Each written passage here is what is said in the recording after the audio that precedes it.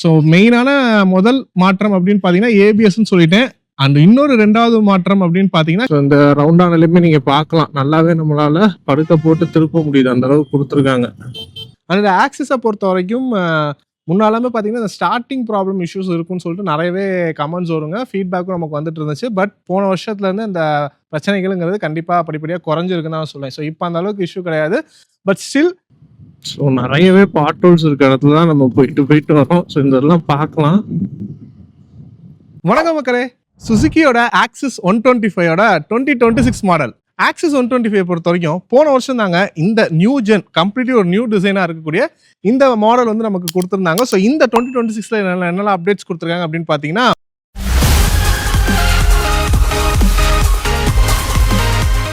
So detailed price டீடைல்ஸ்க்கு திருச்சியில் இருக்கக்கூடிய SR Suzuki அவங்களோட கான்டாக்ட் டீடைல்ஸ் டிஸ்கிரிப்ஷன்ல கொடுத்துருக்கேன். செக் பண்ணி பாருங்க. டிசைனிங் வைஸ் நமக்கு அப்டேட்ஸ் அந்த அளவுக்கு கிடையாதுங்க. ஸோ சேம் டிசைன் தான் அப்படியே நமக்கு மெயின்டைன் பண்ணியிருக்காங்க. லைட்டிங் செட்டப் வரைக்குமே எல்இடி செட்டப் தான். ஸோ இதுக்கு முன்னாடி ஜென்ல இருந்தே அதே தான் அவங்க கொடுத்துட்டு இருக்காங்க. ஸோ அதனால எல்இடிஸ் தான், அதெல்லாமே எந்த ஒரு மாற்றங்களும் கிடையாது. புதுசான விஷயம் அப்படின்னு பார்த்தீங்கன்னா பிரேக்கிங்ல தாங்க. ஸோ பிரேக்கிங்கை பொறுத்த வரைக்கும் இந்த 2026 அப்டேட்ல நமக்கு ஏபிஎஸ் பிரேக்கிங் கொடுத்துருக்காங்க. ஸோ மேஜரான அப்டேட்னு சொல்லலாம். ஸோ கவர்மெண்ட் வந்து இந்த 2026ல அவங்களோட 125cc இருந்தே ஏபிஎஸ் வந்து கட்டாயம் அப்படிங்கிற ஒரு நார்ம்ஸ் கொடுத்துருந்தாங்க. ஸோ அதனால சுசுகி அதை ஸ்டார்ட் பண்ணி வச்சிருக்காங்கன்னே சொல்லலாம். ஸோ 125cc நமக்கு ஏபிஎஸ் மாடலோட பைக் வந்திருக்கு. மெயினாக பெரியவங்கலாம் ஓட்டும் போது டிஸ்க் பிரேக் பார்த்தீங்கன்னா கார்னரிங்ல அவங்க பிடிச்சிருவாங்க. அந்த மாதிரி டைம்ல எல்லாமே நமக்கு ஸ்கிட் ஆகுறதுக்கான வாய்ப்புகள் இருக்கு. பட் இப்போ ஏபிஎஸ் கொடுத்துருக்கோம். ஸோ அங்கே வந்து கொஞ்சம் மேனேஜபிளா இருக்கும் நமக்கு. அண்ட் ரொம்ப ஸ்லிப்பரியான ரோட்ஸ் இந்த மழை காலத்தில் ஓட்டும் போதுமே நமக்கு ரொம்பவே தேவையான ஒரு விஷயம்னு சொல்லுவேன். ஸோ அந்த மாதிரி டைம்லலாம் தான் நம்ம ஏபிஎஸோட இதை வந்து நம்மளால உணரவே முடியும். ஸோ அதுக்கு ரொம்பவே நல்லா இருக்கும். மற்றபடி இந்த வெஹிக்கிளோட பில்ட் குவாலிட்டி பற்றி சொல்லணும்னா, நமக்கு இந்த ஃப்ரண்ட் மக்காடு ப்ளஸ் சைடு இந்த ஃப்ரண்ட் பம்பர்ல சைட் போர்ஷன் பார்த்தீங்கன்னா இந்த இடம் வந்து மெட்டல்ல கொடுத்துருப்பாங்க. மற்றபடி எல்லாமே வந்து நம்ம கம்ப்ளீட்டா ஃபைபர்ல தான் கொண்டு போயிருப்பாங்க. ஸோ ஏன்னா நம்ம வண்டி ஓட்டிட்டு போறவங்க போது முன்னாடி இருக்க வண்டி இல்லை கீழே விழுந்தா கூட ஃபர்ஸ்ட் அடிப்படுறது இந்த சைட் போர்ஷனாக தான் இருக்கும். ஸோ அது வந்து மெட்டல்ல கொடுத்துருக்குது. டிசைனிங் வைஸ் ஒரு நல்ல விஷயம்னு நான் சொல்லுவேன். அண்ட் கலர் தீமே நீங்க பார்க்கலாம். ஸோ இந்த வெஹிக்கிளை பொறுத்த வரைக்கும் ஒரு 4 கலர் தீம் ஆப்ஷன்ல கொடுக்குறாங்க. ஸோ நம்ம கூட இருக்கிற இந்த ப்ளூ, இது இல்லாமல் ஒரு கிரீன் ஒன்று இருக்கு. ஸோ அதெல்லாம் பார்த்தீங்கன்னா இந்த இடத்துல வந்து பேஜ் கலர்ல போயிருக்கும். அது இல்லாமல் ஒயிட், பிளாக் இது எல்லாமே மேட்ல இந்த டாப் வேரியன்ட்ல நமக்கு வருது. பேஸ் வேரியன்ட்லாம் போனீங்கன்னா உங்களுக்கு ஒயிட் அந்த மாதிரி ஒரு சில கலர் ஆப்ஷன்ஸ் மட்டும் நமக்கு வரும். ஸோ இந்த இடத்துல வந்து நான் வேரியன்ட்டை பத்தியுமே சொல்லிடுறேன். ஸோ இந்த ஆக்சஸை பொறுத்த வரைக்கும் ஒரு 3 பேசிக் வேரியண்டா வச்சிருக்காங்க. ஸோ ஃபர்ஸ்ட் வந்து ஸ்டாண்டர்ட், 2வது வந்து ஸ்பெஷல் எடிஷன் வச்சிருக்காங்க, 3வது பார்த்தீங்கன்னா ரைட் கனெக்ட். அந்த ரைட் கனெக்ட்லயே டிஎஃப்டி டிஸ்பிளேயோட ஒரு ஆப்ஷனும் கொடுக்குறாங்க. ஸோ ஒரு 4 பேசிக் மாடல் வச்சுக்கலாம். ஸோ இதுல வந்துட்டு நமக்கு ரைட் கனெக்ட் இருக்குல்ல, ஸோ அதுல normal LCD display and TFT display ரெண்டுலையுமே ஏபிஎஸ் மாடல் கொடுக்குறாங்க. பேசிக் 2 வேரியண்டான ஸ்டாண்டர்ட்லையும் ஸ்பெஷல் எடிஷன்லேயே வந்து ஏபிஎஸ் கிடையாது. அந்த ரைட் கனெக்ட் வரக்கூடிய ஆப்ஷன்ல மட்டும் நமக்கு ஏபிஎஸ் வந்து கொடுக்குறாங்க. ஸோ மெயினான முதல் மாற்றம் அப்படின்னு பார்த்தீங்கன்னா ஏபிஎஸ்ன்னு சொல்லிட்டேன். அண்ட் இன்னொரு 2வது மாற்றம் அப்படின்னு பார்த்தீங்கன்னா கிக்கருங்க. ஸோ இதுக்கு முன்னாடி பார்த்தீங்கன்னா ஏபிஎஸ் வரதுக்கு முன்னாடி டாப் வேரியன்ட் வரைக்குமே இந்த ஆக்சஸ் 125ல கிக்கருங்கிறது இருக்கும். பட் இந்த 2026 அப்டேட்ல ஏபிஎஸ் வரக்கூடிய மாடல்ல மட்டும் கிக்கரை வந்து எடுத்துட்டாங்க. ஸோ இதில் நீங்க பார்க்கலாம் கிக்கர் வந்து இல்லை. இது வந்து 2 வேரியன்ட்லயுமே நீங்க எல்சிடி டிஸ்பிளேல போனாலும் சரி, டிஎஃப் டிஸ்பிளேல போனாலும் சரி, ஏபிஎஸ் வரக்கூடிய வண்டியில கிக்கர் வந்து கிடையாது. ஸோ அதனால உங்களுக்கு கிக்கர் வேணும் அப்படின்னா நீங்க ஏபிஎஸ் இல்லாத மாடல் தான் போற மாதிரி இருக்கும். மற்றபடி பிரேக்கிங்கை பொறுத்த வரைக்கும் அந்த பேசிக் வேரியன்ட்டை தவிர மற்ற எல்லா வேரியன்ட்லயுமே வந்து டிஸ்க் பிரேக்கிங்கிறது கொடுத்துட்றாங்க. ஸோ ஃப்ரண்ட் வந்து டிஸ்க் வரும், ரியர்ல வந்து ட்ரம் பிரேக் செட்டப் நமக்கு கொடுத்துருப்பாங்க. வீல் சைஸும் பார்த்தீங்கன்னா ஃப்ரண்ட்ல வந்து 12 இன்ச் வீல்ஸ், ரியர்ல 10 இன்ச் வீல்ஸ் கொடுத்துருக்காங்க. ஸோ அந்த 12 இன்ச்னாலே வந்து நமக்கு ரைட் போர்ஷன் வந்து நல்ல ஒரு அப்ரைட்டான ஒரு போர்ஷன் இருக்க மாதிரி இருக்கு. டயர் ப்ரொஃபைலும் பார்த்தீங்கன்னா ஃப்ரண்ட்ல வந்து 90/90 ப்ரொஃபைல்ல இருக்கு, ரியர்ல 90/100 ப்ரொஃபைல்ல கொடுத்துருக்காங்க. இந்த ஆக்சஸை பொறுத்த வரைக்கும் நமக்கு வீல்ஸுமே வந்து அந்த கலருக்கு ஏற்ற மாதிரியான ஒரு கலர் காம்பினேஷன்ல கொடுப்பாங்க. ஸோ சில்வர், பிளாக் இந்த மாதிரி ஒரு கலர் காம்பினேஷன் நமக்கு வீல்ஸுமே வரும். ஸோ குறிப்பா என் கூட இருக்கிற இந்த கலர் ஆப்ஷன்ஸ்ல பாத்தீங்கன்னா நமக்கு இந்த பின்னாடி வரக்கூடிய கிராப் ஹேண்டில்ஸ் எல்லாமே பிளாக் கலர்ல எடுத்துட்டு போயிருக்காங்க. ஸோ இந்த பிளாக், ப்ளூ அந்த ஒரு காம்பினேஷன்ல போயிருக்கு. ப்ளஸ் இங்க வந்து ஒரு டீப் ப்ரௌன்னு சொல்லலாம். ஸோ நல்லாவே இந்த இடம், இந்த ஃப்ரண்ட்ல வரக்கூடிய இந்த இடம் இதெல்லாம் இருக்கு. ஸோ இது வந்து நமக்கு பேஜ் கலரா இருந்தா கூட அழுக்கு படிஞ்சா நிறைய தெரியும். பட் இந்த கலர்ல அழுக்குங்கிறது அந்த அளவுக்கு தெரியாது. பிளஸ் இந்த மேட் கலர்ல பாத்தீங்கன்னா ஒரு கிளிட்டரிங் எஃபெக்டும் நமக்கு கொடுத்துருக்காங்க.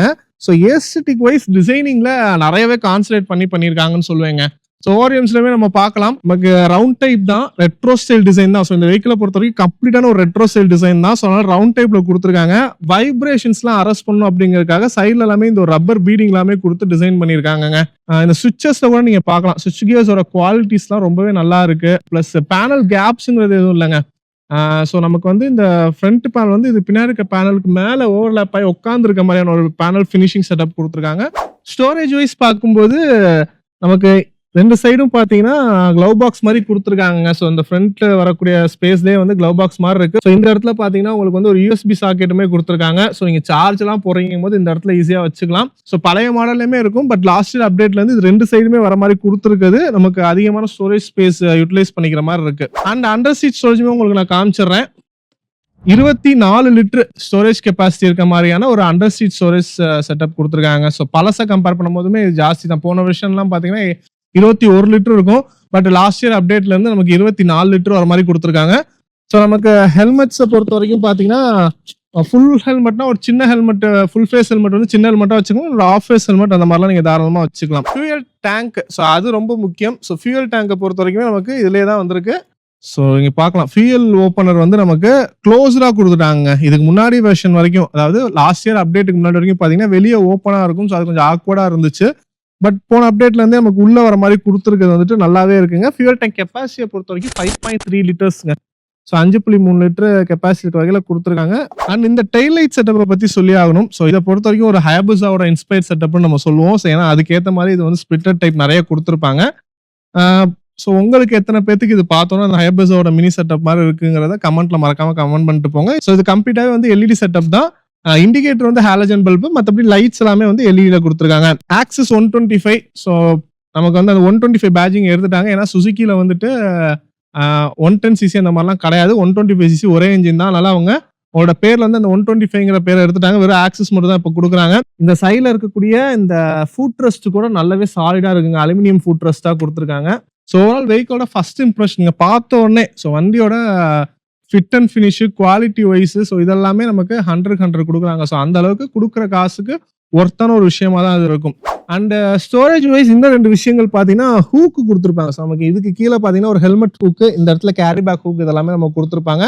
ஸோ இந்த ஸ்டோரேஜ் ஃப்ரண்ட் இந்த ஃப்ளோர் போர்டை பொறுத்த வரைக்கும் பார்த்தீங்கன்னா கொஞ்சம் வைடரா தான் இருக்கும். நம்ம வாட்டர் கேன் அந்த மாதிரிலாம் வச்சுக்கலாம். பட் நீங்க சிலிண்டர்லாம் வைப்பீங்கன்னா கொஞ்சம் டவுட் தான். ஸோ அது வந்து உள்ள போகுமான்னு தெரியல. பட் வாட்டர் கேன் அந்த மாதிரி விஷயங்கள்லாம் வைக்கிறதுக்கு நல்லாவே கன்வீனியன்ட்டா இருக்கும். அடுத்தது இந்த வெஹிக்கிளோட கம்ஃபர்டபுள், அதாவது ரைடிங் போஸ்டர், ஸோ அது எப்படி இருக்குன்னு நம்ம பார்க்கலாம். வண்டியோட ஓவரால் இந்த சீட் ஹைட்னு பார்த்தீங்கன்னா 773 mm. ஸோ இந்த உட்கார்ற ஹைட் பார்த்தீங்கன்னா 773 mm இருக்கும். தாராளமா ஓட்டலாங்க. ஒரு 5.56 அந்த ஃபீட்ல இருக்கவங்களால ஈஸியா ஹேண்டில் பண்ண முடியும். என்னோட ஹைட் பார்த்தீங்கன்னா ஆல்மோஸ்ட் 6 ஃபீட் ஆளு. எனக்கு வந்துட்டு கால் கீழே தரையில நல்லாவே படுது ரெண்டு சைடும். ஸோ அதனால 5.56 அந்த ரேஞ்சில் இருக்கவங்க கம்ஃபர்டபுளா ஓட்ட முடியும். அதுக்கேற்ற மாதிரி வெயிட்டும் ரொம்ப கம்மிங்க. ஸோ வண்டியோட வெயிட்டும் பார்த்தீங்கன்னா 105 கிலோ. ஸோ இந்த டாப் மாடல் 105 கிலோ வருது. பேசிக் ஸ்டாண்டர்ட் வேரியன்ட் பார்த்தீங்கன்னா 106 கிலோன்னு அவங்க மென்ஷன் பண்ணியிருக்காங்க. அது ஏன் 1 கிலோ பேசிக் மாடல் 1 கிலோ ஏன் கூட வருதுன்னா, அதில் வந்து நமக்கு ஸ்டீல் வீல் கொடுத்துருப்பாங்க. அதுக்கு அடுத்த வேரியன்ட் எல்லாமே அலாய் வீல்ஸ், அதனால 1 கிலோ கம்மியாக வருது. பேசிக் வேரியன்ட் 1 கிலோ கூட வரும் நமக்கு. ஸோ இந்த சீட் லென்த்தும் பார்த்தீங்கன்னா கிட்டத்தட்ட 856 mm லென்த் வருதுங்க. ஸோ சீட்டோட குஷன்ஸை பொறுத்த வரைக்கும் ரொம்ப சாஃப்ட்னு சொல்ல முடியாது, லைட்டர் ஹார்டரா இருக்குன்னு சொல்லுவாங்க. ஒரு மிட் வேரியன்ட்ல இருக்கு, ரொம்ப ஹார்டாகவும் இல்லை ரொம்ப சாஃப்டாகவும் இல்லை, ஒரு மிட் ரேஞ்சில் கொடுத்துருக்காங்க. லென்த் அதான் சொல்றேன், வைடரான சீட்டா கொடுத்துருக்காங்க. 2 பேர் நல்லா கம்ஃபர்டபுளா உட்காந்து போக முடியும். இந்த வெஹிக்கிளோட கிரவுண்ட் கிளியரன்ஸை பொறுத்த வரைக்கும் 160 mm கொடுத்துருக்காங்க. ஸோ சஸ்பென்ஷன் பொறுத்த வரைக்கும் ஃப்ரண்ட்ல டெலஸ்கோபிக் தான், ரியர்ல வந்து காயில் ஸ்ப்ரிங் சஸ்பென்ஷன். இன்ஜினை பொறுத்த வரைக்கும் நம்ம பேர்லயே இருக்குங்க, 125cc இன்ஜின் தான். மேக்ஸிமமா 8.3 PS ஆஃப் பவரும் 10.2 Nm ஆஃப் டார்க்கும் ப்ரொடியூஸ் பண்ற மாதிரி இருக்கும். ஸோ இந்த வெஹிக்கிளோட பர்ஃபார்மன்ஸ் அண்ட் இந்த சஸ்பென்ஷன் செட்டப்ல அப்படி இருக்குன்னு சொல்லிட்டு வாங்க ஒரு டெஸ்ட் ட்ரைவ் பண்ணி பார்க்கலாம். ஸோ கைஸ் 2026 Access 125 ABS வாங்க நம்ம டெஸ்ட் ட்ரைவ் பண்ணி பார்த்துட்டு இருக்கோம். வண்டி ஓட்டுறதுக்கு நல்லாதாங்க இருக்கு. சஸ்பென்ஷன் தான் நம்ம பார்க்கணும். ஸோ அதுக்காகவே இப்போ நான் ரோட்டுக்குள்ள போறேன். ஸோ பாட் ஹோல்ஸும் நமக்கு நிறையவே இருக்குங்க இந்த ரோட்ல. இந்த ஹார்டர் சைடுங்கிறது இருக்கு, கொஞ்சம் ஸ்டிஃபரா இருக்கு, பட் ஓகே. இன்ஜின் ரிஃபைன்மெண்ட் நல்லாவே இருக்குங்க, நமக்கு ஸ்மூத்னஸ் நல்லாவே கொடுத்துருக்காங்க. ஸோ இங்க பாத்தீங்கன்னா ஒரு ஸ்பீட் பிரேக்கர் வருது நமக்கு, அதிலே ஏற்றி காமிக்கிறேன். ஸோ இன்ஜினோட பொருள் நமக்கு திரும்ப திரும்ப வேணும்னா நல்லா போகுதுங்க. ஸோ அதெல்லாம் இது பண்ண முடியல. ஈகோ மோட் இது ரெண்டுமே இருக்கு. ஸோ அது நல்லா இருக்கு நமக்கு. ஆனா சஸ்பென்ஷன் சாஃப்ட்வேர் சைடா இல்லை. ரொம்ப பெரிய பள்ளத்துலாம் நீங்க விரும்பும்போது நம்ம கைக்கு டிரான்ஸ்ஃபர் ஆகுது, அந்த வைப்ரேஷன்ஸ் எல்லாமே கைக்கு டிரான்ஸ்ஃபர் ஆகுது. சின்ன சின்ன பள்ளத்துல விடும்போது அந்த அளவுக்கு தெரிஞ்சுக்கல, நல்லாவே ஸ்மூத்தா ஹேண்டில் பண்ணதான். ஸோ நிறையவே பாட்டோல்ஸ் இருக்க இடத்துல தான் நம்ம போயிட்டு வரோம். ஸோ இந்த இதெல்லாம் பார்க்கலாம். பெர்ஃபார்மன்ஸை பொறுத்த வரைக்கும் பார்த்தீங்கன்னா இந்த வெஹிக்கோட ஆக்சிலேஷன் ஸ்பீட் எல்லாமே நமக்கு கிராஜுவலாக தான் இருக்கும். மேக்ஸிமம் ஒரு 90 to 95 ஸ்பீட் வரைக்கும் போகும். இன்ஜினோட வைப்ரேஷன்ஸ் அந்த மாதிரிலாம் எதுவும் தெரியலங்க. இன்ஜின் ரிஃபைன்மெண்ட் வந்து நல்லாவே ஸ்மூத்தா இருக்கு நமக்கு. நம்ம ஆக்சிலேஷன்ஸ் எவ்வளவு கொடுத்தாலும் ஒரு ஸ்ட்ரெயின் இல்லாம மூவ்மெண்ட் எடுக்குது. நம்ம ஒரு லோ ஆர்பிஎம்ல ஹை ஆக்சிலேஷன் கொடுக்கும்போது அந்த ஒரு ரெவ் சவுண்ட் மாதிரிலாம் கேட்கும். ஸோ அந்த மாதிரி விஷயங்கள்லாம் இதுல அந்த அளவுக்கு இல்லைங்க. பவர் டெலிவரி கிராஜுவலா இருக்கு. அதுக்கேற்ற மாதிரி இன்ஜினும் அந்த அளவுக்கு ஸ்ட்ரெயின் இல்லாம நீட்டான ஒரு மூவ்மெண்ட்ல இருக்கு நமக்கு. சஸ்பென்ஷனை பொறுத்த வரைக்கும் பாத்தீங்கன்னா நமக்கு டிரைவிங் எக்ஸ்பீரியன்ஸ்ல ஸ்டிஃபரா இருக்குங்க. ஹார்டுன்னு சொல்ல மாட்டேன். சஸ்பென்ஷன் வந்து நமக்கு ஸ்டிஃபரா இருக்கு. ஸோ நீங்க எடுத்து ஓட்ட கொஞ்சம் உங்களுக்கு லூஸ் கொடுக்கலாம். பட் இந்த நியூ கண்டிஷன்ஸ்ல பாத்தீங்கன்னா உங்களுக்கு ரொம்ப சாஃப்டரான ஒரு சஸ்பென்ஷன் ஸ்டெப்னு சொல்ல முடியாது. அதே மாதிரி ரொம்ப ஹார்டரா இருக்கு அப்படின்னு சொல்ல முடியாது. நீங்க நார்மலான ஒரு சின்ன ரோட்ல இருக்கக்கூடிய அந்த மேடு பள்ளத்தெல்லாம் விட்டு போகும்போது அந்த வைப்ரேஷன்ஸ்ல அந்த அளவுக்கு கைக்கெல்லாம் வந்து டிராவல் ஆகல. ஸோ அந்த இம்பாக்ட் வந்து நமக்கு தெரிஞ்சுக்கல. வண்டி வந்து நீட்டா ஹேண்டில் பண்ணி போயிருது. இன்கேஸ் ஒரு பெரிய ஸ்பீட் பிரேக்கர் டக்குன்னு ஏறி இறங்குறீங்க, இல்ல ஒரு போகும்போது சின்ன ஒரு பள்ளமா இருக்கு, இப்போ அங்க பறிச்சு போட்ட மாதிரிலாம் இருக்கு, அதெல்லாம் வந்து டப்புன்னு விட்டு எடுத்து போறீங்க. அந்த மாதிரி இடத்துல நமக்கு வந்து அந்த ஸ்டிஃபரா இருக்குங்கிறத ஃபீல் பண்ண முடியுது. நமக்கு ரொம்ப அந்த ஒரு மெதுன்னு போகாம அந்த இடத்துல நமக்கு வந்து கொஞ்சம் ஸ்டிஃபரான சஸ்பென்ஷன் மெயின்டைன் பண்ணி நமக்கு அப்போ வந்து நம்ம கைக்கு ஃபீல் பண்ற மாதிரி இருக்கு. மற்றபடி நார்மலான ஒரு ரோட்ஸ்ல போகும்போது நமக்கு நல்லாவே ஹேண்டில் பண்ணுதுங்க. மைலேஜை பொறுத்த வரைக்கும் நான் ஓனர் ரிப்போர்ட்டரே சொல்றேங்க. ஸோ கிட்டத்தட்ட இந்த ஆக்சஸ் யூஸ் பண்ற கஸ்டமர்கிட்ட இருந்து வந்த ஃபீட்பேக்கை பொறுத்த வரைக்கும் 45+ தாங்க. 45 கீழே ஆக்சஸ் வந்து மைலேஜ் கொடுக்கும்னு யாரும் சொல்லி கேள்விப்பட்டதில்ல. ரொம்ப ரஃப் அண்ட் டஃபா ஓட்டுவாங்கல்ல. ஸோ போட்டு இந்த வண்டியை பொறுத்த வரைக்கும் கிராஜுவலான ஒரு பவர் டெலிவரி தான் இருக்கும். போட்டு அதை பிடிச்சி திருவுனாங்கன்னா அவங்களுக்குமே 40+ வரும். 40 கீழே அந்த அளவுக்கு யாருக்கும் குறையாது. ஸோ 45 அப்படிங்கிறது நம்ம நார்மலான ஒரு மைலேஜாவே வச்சுக்கலாம். நீங்க ஒரு 50 தான் ஓட்டுவீங்க. ஏன்னா எல்டர்லி பீப்புள்லாம் எடுத்து ஓட்டுறாங்க போது ஒரு 50 தான் ஓட்டுறாங்க போது உங்களுக்கு 50+ மைலேஜ் கொடுக்கும். 50க்கு மேலாம் தாராளமா மைலேஜ் எடுக்கலாம். அந்த அளவுக்கு நல்லாவே ஒரு மைலேஜ் கொடுக்கக்கூடிய ஒரு வெஹிக்கிள் தான் இது. ஸோ மைலேஜ் ஆஸ்பெக்ட் வைஸ்மே இந்த வெஹிக்கிள் நல்ல பெட்டரான ஒரு ஆப்ஷன் தான். மற்றபடி சுவிட்ச் கியர்ஸ் அண்ட் இன்ஸ்ட்ருமெண்ட் கிளஸ்டர்லாம் பொறுத்த வரைக்கும் நமக்கு சுவிட்ச் கியர்ல வந்து லெஃப்ட் சைட் பார்த்தீங்கன்னா ஹெட்லைட் கொடுத்துருக்காங்க. இதுலேயே பாஸ் சுவிட்சும் வந்திருக்கு. High beam low beam pass எல்லாம் வந்துருது. Indicator, horn. ரைட் சைட் பார்த்தீங்கன்னா இன்ஜின் கூல் சுவிட்ச், இக்னிஷனு, ஹசார்டு. ஸோ இதெல்லாமே வந்துருது. ஸோ இந்த வெஹிக்கிள் வந்து ஹசார்ட் ஆப்ஷனுமே நமக்கு கொடுத்துருக்காங்க. இன்ஸ்ட்ருமெண்ட் கிளஸ்டர் பொறுத்த வரைக்கும் நம்ம கூட இருக்க வேரியன்ட் பாத்தீங்கன்னா எல்சிடி டிஸ்பிளே உள்ள இருந்தாங்க. ஸோ இந்த டாப் வேரியன்ட் ரைட் கனெக்ட்ல பாத்தீங்கன்னா நமக்கு 2 ஆப்ஷன் வரும். இந்த எல்சிடி டிஸ்பிளே இருக்கு, இது இல்லாம டிஎஃப்டி டிஸ்பிளேமே இருக்கு. அதுமே உங்களுக்கு நான் மாண்டேஜ் ஆட் பண்றேன். ஸோ டிஎஃப்டி டிஸ்பிளே இன்னுமே நமக்கு வந்து கலர்ஃபுல்லா இருக்கும். ஸோ அந்த ஆப்ஷன் வேணுங்கிறவங்க அதில் போய்க்கலாம். இல்ல எல்சிடி டிஸ்பிளே போகும். அதுக்கும் ஆன் ரோட் காஸ்ட் வைஸ் பாத்தீங்கன்னா கிட்டத்தட்ட ஒரு 7-8,000 பிரைஸ் இன்க்ரீஸுங்கிறதுமே இருக்கும். ஸோ அப்படி பார்க்கும்போது உங்களுக்கு வேணும்னா அது போகலாம். இல்ல இதுவே வந்து போதுமானதான் சொல்லுவேன். ஏபிஎஸ் பொறுத்த வரைக்கும் இந்த 2 டைப்லயுமே கிடைக்குது. ஏபிஎஸ் நீங்க வேணுங்கும் போது இது ரெண்டுமே போய்க்கலாம். பட் ஏபிஎஸ் நீங்க போறீங்கும் போது உங்களுக்கு வந்து கிக்கர் வந்து இருக்காது. அதையுமே ஞாபகம் வச்சுக்கோங்க. இல்ல உங்களுக்கு ஏபிஎஸ் வேணாம்னு நினைச்சீங்கன்னா அந்த ஆப்ஷனுமே கொடுக்குறாங்க. ஸோ இவங்க வந்து இந்த பழைய வேரியன்ட் ஸ்டில் ரிட்டர்ன் பண்ணியிருக்காங்க. ஏபிஎஸ் இல்லாத மாடல்ஸுமே நமக்கு வந்து இந்த ஆக்சஸ் 125ல கிடைக்குது. ஸோ அதுக்கேற்ற மாதிரி எல்லாமே பிரைஸ் டிஃபரன்ஸ். பிரைசிங்கை பொறுத்த வரைக்கும் லாஸ்ட் இயருக்கும் இப்போக்கும் பிரைஸ் குறைஞ்சிருக்குன்னு தாங்க சொல்லலாம். ஏன்னா நடுவில் வந்து நமக்கு ஜிஎஸ்டி மாறுதல்லாம் நடந்துச்சுங்க. ஸோ அதனால பேஸ் வேரியண்டோட பிரைஸுங்கிறது இப்போ நமக்கு 82,106 ரூபாங்கிற ரேஞ்சில் இருக்குங்க. பேஸ் ஸ்டாண்டர்ட் வேரியண்டோட எக்ஸ்ஷோரூம் பிரைஸ் சொல்கிறேன். அதோட ஆன்ரோட் காஸ்ட் அப்படின்னு நம்ம பார்க்கும்போது கிட்டத்தட்ட 99,500 ரூபா அந்த ரேஞ்ச் வருது. ஸோ இதுவே நம்ம கூட இருக்கக்கூடிய இந்த ஏபிஎஸ் மாடல் பார்த்தீங்கன்னா கிட்டத்தட்ட 96,250 ரூபாங்கிற எக்ஸ்ஷோரூம் ரேட்டில் வருதுங்க.